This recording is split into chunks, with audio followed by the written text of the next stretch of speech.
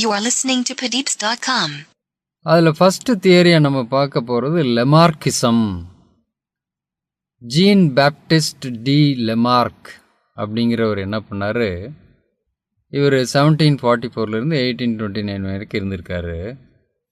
This person Lamarck is known for his theory of evolution. இந்த year 1809 அவரோட book ஒன்று publish பண்ணார், philosophy ஜூலாஜிக்கு அப்படின்னு. இந்த புக்கில் என்ன இருக்குன்னா, எப்படி எவல்யூஷனரி மெக்கானிசம் ஆப்ரேட் பண்ணுது அப்படிங்கிறத பற்றி அவரோட வியூஸ் இதில் இருக்குது. இவரோட வியூஸ் ஃபுல்லாக அக்செப்ட் பண்ணிக்காட்டி கூட இவரோட வியூஸ் ஒரு இம்பார்ட்டண்ட் பிளேஸை ஹிஸ்ட்ரி ஆஃப் எவல்யூஷனில் ஆக்குப்பை பண்ணியிருக்கு. ஏன்னா இவர் தான் அதை இனிஷியேட் பண்ணவர், எப்படியெல்லாம் எவல்யூஷன் நடந்திருக்கலாம் அப்படிங்கிறத பற்றி. இவர் ப்ரப்போஸ் பண்ண தியரி எப்படி பாப்புலராக நமக்கு தெரியும்னா, theory of inheritance of acquired character. His theory is popularly known as theory of inheritance of acquired characters. இந்த தியரி படி என்ன பார்த்தோம்னா, மாடிஃபிகேஷன் ஆர் சேஞ்ச் ஒரு ஆர்கானிசத்தில் லைஃப்பில் நடந்துச்சுன்னா, லைஃப் டைமில் நடந்துச்சுன்னா, அது ஆட்டோமேட்டிக்காக அடுத்த ஜெனரேஷனுக்கும் டிரான்ஸ்மிட் ஆகி போயிடும் அப்படிங்கிறது தான் இவரோட தியரியே. Theory of inheritance of acquired character. இப்போ ஒரு ஆர்கானிசம் பிறந்துருச்சு, என்விரான்மெண்டல் சேஞ்சஸ் நடந்துருச்சு டியூரிங் இட்ஸ் லைஃப் டைம். அந்த என்விரான்மெண்டல் சேஞ்சுக்கு அடாப்ட் ஆகிற மாதிரி இது பாடிலி ஒரு சில சேஞ்சஸை பண்ணிருச்சு. அந்த சேஞ்சஸ் ஆட்டோமேட்டிக்காக அடுத்த ஜெனரேஷனுக்கும் பாஸ் ஆகும் அப்படின்னு சொல்கிறாரு லெமார்க். இந்த தியரியை ஃபர்தராக எக்ஸ்பிளைன் பண்ணுறதுக்கு proposed 4 laws or propositions. To explain his theory 4 laws கொடுக்குறாரு. அந்த லாஸுக்கு இன்னொரு பேர் ப்ரொப்போசிஷன் அப்படின்னு சொல்கிறோம். இந்த 4 லாவும் என்னன்னு பார்ப்போம். First law, in evolution during course of time organism or their component part generally tend to increase in their size. ஒரு ஆர்கானிசத்தில் போக போக அடுத்தடுத்த ஜெனரேஷனில் அந்த ஆர்கானிசத்தோட பார்ட்ஸ் அல்லது என்டையர் ஆர்கானிசமே கிராஜுவலாக சைஸை இன்க்ரீஸ் ஆகுது அப்படின்னு சொன்னார் ஃபர்ஸ்ட் லாவில். இதுக்கு ஒரு எக்ஸாம்பிள் எடுத்துக்கிட்டார், அவருக்கு சாதகமான எக்ஸாம்பிள், எவல்யூஷன் ஆஃப் ஹார்ஸ். அதை எக்ஸாம்பிளாக கொடுக்குறாரு. மாடர்ன் ஹார்ஸு, இதோட பேர் எக்விஸ். இது இதோட ஸ்மால் ஆன்செஸ்ட்ரல் ஃபார்ம்ஸ்லேருந்து எவால்வ் ஆச்சு அப்படிங்கிறாரு. ஹைட்ரோகோத்ரியம் ஆர் எகோபிஸ். இந்த மாடர்ன் ஹார்ஸ் எக்விஸ்ங்கிறது சின்னதாக இருந்த அதோட ஆன்செஸ்ட்ரல் ஹார்ஸ் எகோபிஸ் ஆர் ஹைட்ரோகோத்ரியம்லேருந்து தான் டெவலப் ஆச்சு அப்படிங்கிறார். இந்த மாதிரியான ஃபார்ம், புது ஃபார்ம் சர்வைவ்டு இயர்ஸ் எகோ, அப்படியே இது சர்வைவ் ஆயிடுச்சு. அப்புறமா கொஞ்ச நாள் கழித்து இது evolved as a modern equus, modern ஹார்ஸாக எவால்வ் ஆச்சு அப்படின்றார். இதுக்கு எவிடன்ஸாக என்ன கொடுக்குறாருன்னா, his evidence is based on fossils. எப்படின்னா, இந்த சின்ன எக்விஸ் ஓல்டன் ஹார்ஸுக்கும் மாடர்ன் எக்விஸ் ஹார்ஸுக்கும் ஓல்டன் எகோபிஸ் ஹார்ஸுக்கும் இடைப்பட்ட ஹைட்டில், இன்பிட்வீன் ஹைட்ஸில், சைஸில் நிறைய ஆர்கானிசம் ஹார்சஸ் இருந்திருக்கு அப்படிங்கிறதுக்கு ஃபாசில் எவிடன்சஸ் இருந்திருக்கு. Several intermediate ancestors of horses இந்த ஃபாசிலில் இருக்குது. இந்த ஃபாசில்லாம் ஏற்கனவே டிஸ்கவர் பண்ணி வச்சுருக்காங்க. இப்போ ரீசெண்ட் இயரில் இன்னும் கூட நிறைய ஃபாசில்ஸ் இதுக்கு சம்மந்தமாக டிஸ்கவர் பண்ணியிருக்காங்க. இதில் ஒரு சிலது ஈவன் மச் ஸ்மாலர் தேன் தேர் இமீடியட் ஆன்செஸ்டர்ஸ். அவங்களோட இமீடியட் ஆன்செஸ்டர்ஸை விட ரொம்ப சின்னதாக இருந்துச்சு. இது என்னாச்சு, அவர் ஏற்கனவே சொன்னதுக்கு கான்ட்ரரியாக இருக்குது. ஏன்னா 10 to increase in சைஸ்ன்னு சொன்னார். ஆனால் பார்த்தா ஒரு பர்டிகுலர் இதில் ஆன்செஸ்டரோட சின்னதாக கூட இருந்திருக்கு. அதனால் என்ன ஆயிடுச்சு, இந்த ஃபஸ்ட்டு லாவோட சிக்னிஃபிகன்ஸ் லாஸ் ஆகி போயிடுச்சு. The significance of the first law was lost. So, the modern horse Equus was evolved from Equus. Equus வந்து லார்ஜ் ஃபார்மில் இருக்குது, எகோபிஸ் வந்து சின்னதாக இருந்துச்சு. அதுக்கு இன்டர்மீடியட்டாக நிறைய ஃபார்ம்ஸ் இருந்துச்சு அப்படிங்கிறதுக்கான ஃபாசில் எவிடன்ஸ் இருக்குது அப்படின்னு சொன்னார். ஆனால் ரீசன்ட் ஃபாசில் எவிடன்ஸ் எடுத்து பார்த்தோம்னா ஒரு சில மாடர்ன் ஹார்சஸ் வந்து அதோட ஆன்சஸ்டர் ஹார்சஸோட சின்னதாக இருந்திருக்கு. அப்படி பார்த்தா லெமார்க்கோட இந்த ஃபஸ்ட் லாவோட சிக்னிஃபிகன்ஸ் வந்து அவ்வளோ இம்பார்ட்டன்ஸ் கொடுக்க முடியாமல் போயிடுச்சு.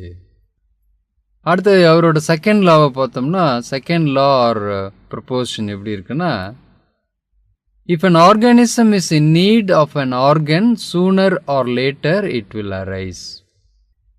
ஒரு ஆர்கானிசத்துக்கு வந்து ஒரு ஆர்கன் தேவையாக இருக்குது அப்படின்னா அந்த ஆர்கன் வந்து உடனேவோ கொஞ்சம் லேட்டாவோ உண்டாயிரும் அப்படிங்கிறார். அவர் என்ன சொல்கிறாருன்னா, mind and thinking relate to the need in the என்விரான்மெண்ட்டில் சேஞ்சுக்கு தேவை மாதிரி அந்த ஆர்கானிசத்துக்கு என்ன தேவைங்கிறத வந்து இந்த மைண்டில் திங்க் ஆகிட்டே இருக்கும்போது கண்டினியூஸ் திங்கிங் என்ன பண்ணுது, செவரல் ஜெனரேஷனுக்கு இதே தாட் ப்ராசஸ் ஓடிக்கிட்டே இருந்துச்சுன்னா இந்த அடாப்டிவ் கேரக்டர் வந்து ஆரிஜினேட் ஆகும் அப்படின்னு சொல்கிறார். இதுக்கு ஒரு எக்ஸாம்பிள் அவர் கன்வீனியன்ட்டாக அதை திருப்பி எடுத்துக்கிட்டாரு. Lengthening of the neck in giraffe over the years. ஜிராஃபோட கழுத்து வந்து கொஞ்சம் கொஞ்சமாக நீண்டிக்கிட்டே போச்சு. ஏன் அப்படின்னா அந்த கிராஸ்லேண்ட் அழிஞ்சு போனதால் அவங்க மரத்தில் எக்கி இலையை பிடிக்கிறதுக்காக ஒவ்வொரு ஜெனரேஷன்லேயும் இன்னும் கொஞ்சம் உயரமாக இருந்தால் நல்லாயிருக்கும், இன்னும் கொஞ்சம் உயரமாக இருந்தால் நல்லாயிருக்கும் அப்படின்னு நினச்சதால் இந்த கழுத்து என்ன ஆயிடுச்சு, நீளமாயிருச்சு அப்படிங்கிறாரு. இதுவும் ஃபாசில் எவிடன்ஸ் மூலமாக அவரால் ப்ரூவ் பண்ண முடிஞ்சது. Ancestor of present day giraffe வந்து ரொம்ப சின்னதாகவும் ஷார்ட் நெக்காகவும் 4 லிம்ஸும் குட்டையாகவும் இருந்துச்சு. அது எங்கே வாழ்ந்துக்கிட்டு இருந்துச்சுன்னா it was living in grasslands of Africa. அப்போ அது மெயினாக கிராஸ் ஃபீட் பண்ணிகிட்டு இருந்துச்சு. And also they feed on leaves in the nearby tree. கொஞ்சம் கொஞ்சமாக அந்த கிராஸ்லேண்ட் வந்து டெசர்ட்டாக மாறி போனதுக்கப்புறம் இதோட ஃபுட்டு வந்து mainly depends on the tall trees. அப்போ என்னாச்சு, continuous stretching of its necks to reach the higher leaves இந்த நெக் மேலே ஒரு ஸ்ட்ரெயினை செவரல் ஜெனரேஷனுக்கு உண்டாக்குச்சு. ஸோ அந்த ஜிராஃபுக்குள்ளே ஒரு ஸ்ட்ராங் இன்னர் ஃபீலிங் இதுக்கு லாங் நெக்குக்கு இருந்துக்கிட்டே இருந்துச்சு. இந்த ஸ்ட்ராங் டிசையர் தான் என்ன ஆயிடுச்சு, in course of time lead to gradual increase in length of neck and 4 limbs அப்படின்னு லமார்க் சொல்கிறார். கொஞ்சம் கொஞ்சமாக இருந்துக்கிட்டே இருந்ததால் அந்த திங்கிங் தான் என்ன பண்ணிருச்சு, இந்த லாங் நெக் உருவாகிறதுக்கு காரணமாயிருச்சு அப்படிங்கிறது. இந்த எக்ஸ்பிளனேஷன் சும்மா ஒரு தேவைன்னு வந்து வாண்ட் அப்படின்னு இன்னர் ஃபீலிங் இருந்தாலே ஒரு பர்டிகுலர் கேரக்டர் ரைஸ் ஆகும்னா அது வந்து அவ்வளோ ஈஸியாக அக்செப்ட் பண்ண முடியல. ஏன்னா இந்த லெமார்க்கோட இது வந்து மாடர்ன் எவல்யூஷனிஸ்ட் இருக்காங்களா, அவங்களால இதை அக்செப்ட் பண்ணிக்க முடியல. ஏன்னா இப்போ ஹியூமன் பீயிங் வந்து கான்ஸ்டண்ட்டாக திங்க் பண்ணிகிட்டே இருக்காங்க. ஜெனரேஷன் ஆஃப்டர் ஜெனரேஷன் நமக்கு ஒரு ஃப்ளையிங் கேப்பபிலிட்டி இருந்துச்சுன்னா ரொம்ப நல்லா இருக்கும். ஆனால் இன்னமும் அதை அச்சீவ் ஆக முடியல அப்படிங்கிற மாதிரி அவங்க சொல்கிறாங்க. So it is not accepted இந்த செகண்ட் லாவும். தேர்ட் லா என்ன சொல்லுதுன்னா, law of use and disuse. ரொம்ப சிம்பிள். ஒரு ஆர்கன் வந்து கண்டினியூஸாக யூஸ் ஆகிட்டு இருந்துச்சுன்னா அது நல்லா டெவலப் ஆகும். அந்த டெவலப் ஆன கேரக்டர் அடுத்த ஜெனரேஷனுக்கு போகும் அப்படிங்கிறார். ஒரு ஆர்கனை ஒரு பர்டிகுலர் ஆர்கானிசம் யூஸ் பண்ணாமல் போட்டு வச்சுருந்துச்சுன்னா அதோட சைஸ் குறைஞ்சி போயிடும். அந்த சைஸ் குறைஞ்ச கேரக்டர் வந்து அடுத்த ஜெனரேஷனுக்கு பாஸ் ஆகும் அப்படிங்கிறார். அதுதான் என்னது, law of use and disuse. Constant use of organ changes in efficiency and makes the organ increase in size. தொடர்ந்து யூஸ் பண்ணால் சைஸ் இன்க்ரீஸ் ஆகுது. அதே மாதிரி ஒரு organ is not used for a long time leads to reduction in efficiency and size of the organ அப்படிங்கிறார். இதுக்கு ஒரு example அவர் கன்வீனியன்ட்டான எடுத்துக்கிட்டார். பிளாக் ஸ்மித் இருக்காங்கல்ல, ஹேமரிங் பண்ணிக்கிட்டே இருப்பாங்க. அவங்களோட மசில்ஸ் இந்த ஹேண்ட்ஸ், அதே மாதிரி ஒரு அத்லெட் இருக்காங்களே ரன்னர், அவங்களோட மசில்ஸ் இந்த லெக்ஸ், இதெல்லாம் எக்ஸாம்பிளாக சொல்கிறார். ரன்னர் வந்து கண்டினியூஸாக லெக் மசில்ஸை யூஸ் பண்ணுறதால அது நல்லா டெவலப் ஆகிருக்கு. பிளாக் ஸ்மித்து சுத்தியில் வச்சு அடிச்சுக்கிட்டே இருக்கிறதா அவரோட ஆர்ம் வந்து மசில்ஸ்லாம் ஸ்ட்ராங்காக இருக்குது அப்படின்றார். இது வந்து கரெக்டு. எது வரைக்கும் கரெக்டு? யூஸ் பண்ணால் அந்த ஆர்கன் வந்து நல்லா டெவலப் ஆகுங்கிற வரைக்கும் கரெக்டு. ஆனால் இது வந்து இன்ஹெரிட் ஆகுங்கிறது வந்து அக்செப்ட் பண்ண முடியாது. இப்போ பிளாக் ஸ்மித்தோட சன் வந்து படித்து ஒரு ஒயிட் கலர் ஜாபுக்கு போயிட்டாரு. அவரோட ஆர்ம்ஸ் வந்து இதே மாதிரி ஸ்ட்ராங்காக இருக்கும் அப்படின்னா அது ஒத்துக்க முடியாது. பிளாக் ஸ்மித்தோட சன்னு திருப்பியும் பிளாக் ஸ்மித் ஆனால் கண்டிப்பாக அந்த வேலையை செய்யும்போது அந்த ஆர்கன் டெவலப் ஆகும். ஆனால் அது ஆட்டோமேட்டிக்காக இன்ஹெரிட் ஆகாது அப்படிங்கிறது அந்த தேர்ட் லாவோட பெரிய அப்ஜெக்ஷன். அடுத்தது ஃபோர்த் லாவை பார்த்தோம்னா இன்ஹெரிட்டன்ஸ் ஆஃப் அக்வயர்ட் கேரக்டர்ஸ் அப்படிங்கிறார். Bodily change or new characteristics obtain by an organism during its life time will automatically get transferred to the next generation. ஆட்டோமேட்டிக்காக அடுத்த ஜெனரேஷனுக்கு போவோம் அப்படிங்கிறார். எது ஒரு பாடியில் சேஞ்ச் ஆனதோ கேரக்டர் அப்டைன் ஆனதோ அடுத்த ஜெனரேஷனுக்கு அதுவாகவே பாஸ் ஆகி போயிடும் அப்படிங்கிறார். ஆனால் இந்த ஃபோர்த்து ப்ரொப்போசனுக்கு மட்டும் அவர் கரெக்டாக ஒரு எக்ஸாம்பிள் கொடுக்கல. இவர் சிம்பிளாக பிலீவ் பண்ணார், conditions prevalent in the environment and organism can use and organ extensively and such an use can lead to a more efficient and perfect nature of the organ. என்விரான்மெண்ட்டில் தேவைப்படும் போது ஒரு ஆர்கன் அதிகமாக use ஆகும். அப்படி use ஆகும்போது அதோட efficiency அதிகமாகும் அப்படின்றார். அதே மாதிரி ஆர்கன் யூஸ் ஆகலைன்னா அது டீஜெனரேட் ஆகி போயிடும் அப்படிங்கிறார். இந்த மாதிரி பெர்ஃபெக்ஷன் ஆனதோ அல்லது டீஜெனரேட் ஆன கேரக்டரும் அடுத்த ஜெனரேஷனுக்கு பாஸ் ஆகி போகும் அப்படின்னு சொல்கிறார். ஸோ இதுவும் வந்து கம்ப்ளீட்டாக அக்செப்ட் பண்ணக்கூடியதாக இல்லை. இந்த ஃபோர்த் லா வந்து சிவியராக கிரிட்டிசைஸ் பண்ணாங்க. ஏன்னா several experiments were carried out to prove or disprove this concept. இந்த ஃபோர்த் லாவை ப்ரூவ் பண்ணுறதுக்கு அல்லது அவர் சொன்னது கரெக்ட் இல்லைன்னு டிஸ்ப்ரூவ் பண்ணுறதுக்கு எக்ஸ்பிரிமெண்ட் பண்ணாங்க. என்ன எக்ஸ்பிரிமெண்ட் பார்ப்போம். 1890 ஜெர்மன் சயின்டிஸ்ட் ஆகஸ்ட் வைஸ்மேன்கிறவர் என்ன பண்ணார், rate he did experiment with rate. என்ன பண்ணார், ஹெல்த்தி மேல் அண்ட் ஃபீமேல் ரேட்டை செலக்ட் பண்ணார். அதோட டெய்ல்ஸை கட் பண்ணி விட்டார். அது ரெண்டையும் மேட் பண்ண விட்டு யங் ஒன் வந்துச்சு. யங் ஒன்லேயும் டெய்ல் வளர்ந்துச்சு. அடுத்த யங் ஒன்லேயும் டெய்ல்ஸை கட் பண்ணி விட்டார். இதே மாதிரி டெய்ல்ஸை கட் பண்ணி டெய்ல்லெஸ் ரேட்ஸையே மேட் பண்ண வச்சார். எத்தனை ஜெனரேஷனுக்கு? For 20 generations. இதில் என்ன ஆயிடுச்சு, இந்த டெய்ல்லெஸ் கண்டிஷன் வந்து இன்ஹெரிட் ஆகவே இல்லை. எந்த 20 ஜெனரேஷனில் எந்த ஒரு யங் ஒன்னுக்கும் இந்த டெய்ல்லெஸ் கண்டிஷன் அப்பியர் ஆகவே இல்லை.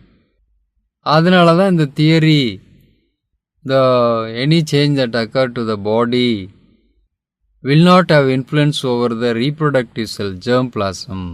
இப்போ germ plasm somatoplasmனு பிரிச்சுட்டாங்க.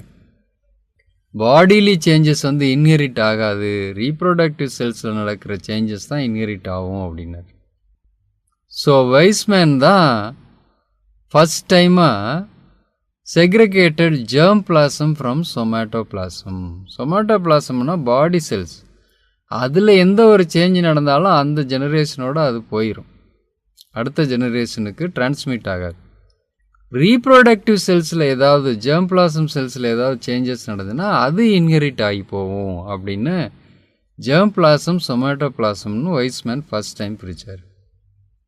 இதை வச்சு என்ன பண்ணாங்க, it forms a foundation for another theory called germ plasm theory.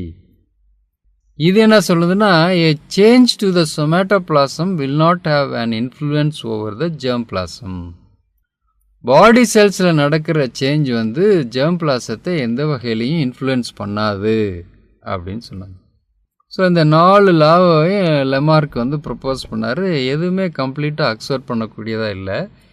இருந்தாலும் இவரோட தியரி வந்து ஒரு significant in theory of evolution. ஏன்னா இதுதான் ஃபஸ்ட் டைம் அட்டம் பண்ணது. Theory of inheritance of acquired character. இந்த 4 லாவை மட்டும் பார்ப்போம். First law. In evolution, during course of time, organism of their component parts gradually tend to increase in size. Gradually tend to increase in size. அதுதான் first லா. Second law என்ன சொல்லுது? If organism is in need of an organ, sooner or later that organ will develop அப்படிங்கிறார். Third law என்னது? Law of use and disuse. Use பண்ணால் அந்த organ பெருசாக வளரும், use பண்ணாட்டி அது சைஸில் குறைஞ்சி போயிடும், இந்த கேரக்டரும் இன்ஹெரிட் ஆகும் அப்படின்னாரு. ஃபோர்த்தில் என்ன சொல்கிறார்? Inheritance of acquired character. Life டைமில் என்ன கேரக்டர்லாம் ஒரு ஆர்கானிசத்துக்கு அக்யர் ஆகுதோ அதெல்லாம் அடுத்த ஜெனரேஷனுக்கு ஆட்டோமேட்டிக்காக பாஸ் ஆகி போகும் அப்படின்னு சொன்னார். ஆனால் இதை வந்து ரேட்ஸில் வந்து வைஸ்மேன் எக்ஸ்பெரிமெண்ட் பண்ணி 20 ஜெனரேஷன் டெய்லில் கட் பண்ணி பார்த்தாரு, அந்த கேரக்டர் அப்பியர் ஆகவே இல்லை. அப்போ தான் அவர் என்ன சொன்னார்? சொமேட்டோ பிளாசத்தில் நடக்கிற சேஞ்செல்லாம் ஜேர்ம் பிளாசத்தை எந்த வகையிலையும் இன்ஃப்ளூயன்ஸ் பண்ணாது அப்படின்னு சொமேட்டோ பிளாசத்தை ஜேர்ம் பிளாசத்திலிருந்து பிரித்தார். இதை வச்சு ஜேர்ம் பிளாசம்னு ஒரு தியரி ஆஃப் ஜேர்ம் பிளாசம் அப்படின்னு, அல்லது ஜேர்ம் பிளாசம் தியரின்னு வந்துச்சு. இதில் என்ன, இந்த தியரி ஒரு லைனில் என்ன சொல்லுதுன்னா, any change to the somatoplasm will not have an influence over the germ plasm அப்படின்னு இந்த தியரி சொல்லுது. You are listening to Padeepz.com.